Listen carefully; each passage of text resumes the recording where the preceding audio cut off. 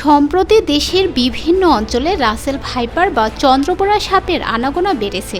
সাপটি মারাত্মক বিষধর হওয়ায় এর কামড়ে ইতিমধ্যেই প্রাণ হারান অনেকেই, তাই চরমভাবে আতঙ্কিত স্থানীয় বাসিন্দারা।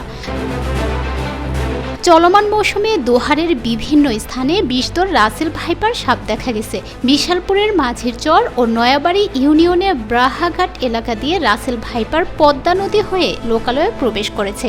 সম্প্রতি রাসেল ভাইপার শনাক্ত করে পিটিয়ে মেরেও ফেলা হয়েছে। তারা ধারণা করছেন, বর্ষার নতুন পানি আসার সঙ্গে সঙ্গে বেশ কিছু জায়গায় রাসেল ভাইপার দেখা গেছে। স্থানীয় বাসিন্দারা জানান, এই প্রজাতির সাপ খুব ভয়ঙ্কর ও মারাত্মক, তাই বিষয়টি নিয়ে আমরা খুব চিন্তিত ও ভয়ে আছি।